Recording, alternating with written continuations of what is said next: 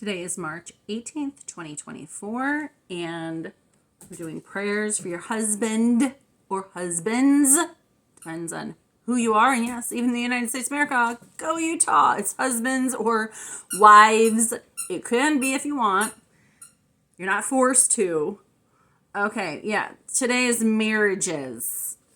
And tomorrow's is about marriages too, so I'm doing the 18th and the 19th of March. Oh my goodness.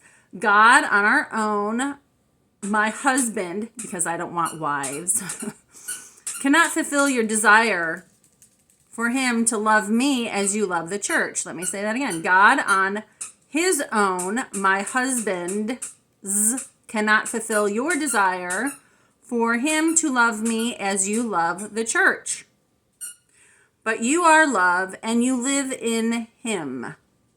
Teach them how you want to love me through him. They give Ephesians 5:25. Husbands,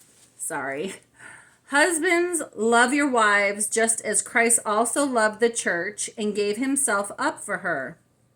So I'm going to go back a few verses because context is very important.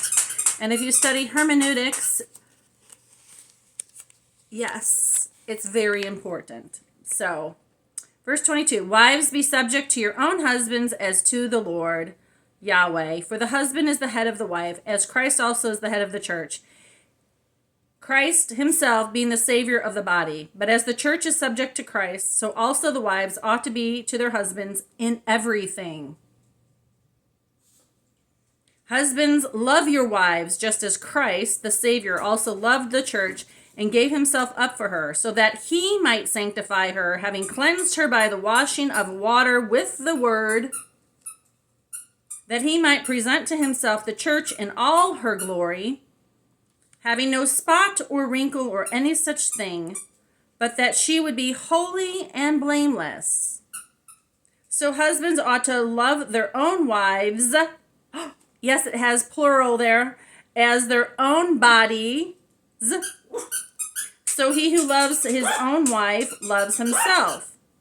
Because most people are Geminis even if they don't say it. Because you're not a singleton, you're at least a doubleton. For no one has ever hated his own flesh, yes, but no, but nourishes and cherishes it, just as Christ also does the church. And on it goes, but I guess I'll continue just a little more. Because we are members of God's body, for this reason a man shall leave his father and mother and shall be joined to his wife, and the two shall become one flesh. This mystery is great. But I'm speaking with reference to Christ and the church. Yes, no. That mystery is one huge mystery, and so is the sexual and physical, social, you name it, union of a man and wife. Okay, 1 John 4:8. The one who does not love does not know God, for God is love.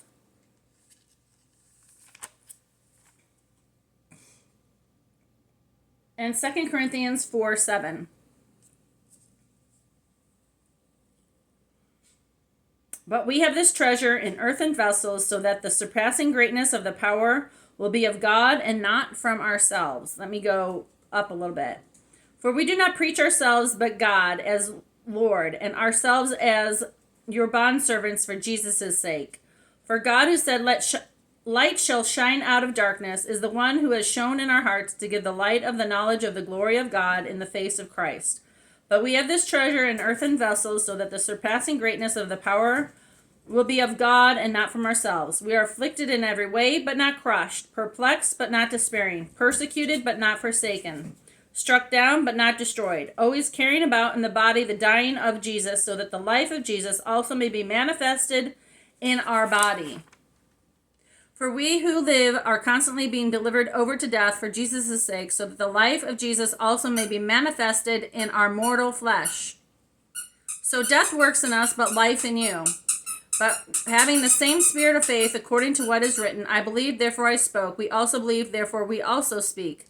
Knowing that God who raised Yahweh, the Messiah, will also raise us with Jesus and will present us with you. For all things are for our sake, so that the grace which is spreading to more and more people may cause the giving of thanks to abound to the glory of God. Therefore we do not lose heart, but though our outer man or woman is decaying, yet our inner man is being renewed day by day. For momentary light affliction is producing for us an eternal weight of glory far beyond all comparison, while we look not at the things which are seen, but the things that are not seen. For the things that are seen are temporal, but the things which are not seen are eternal. And some things that are seen are eternal, and some things that are unseen are eternal too. So, yeah, when you water down the Bible and don't write all of what was in the original Holy Scriptures, yeah, there is some problems. And they really did that since the 1950s. The Nazis, in a lot of books, even history books. So, peace. Have a great day. Keep up the positive vibes, society.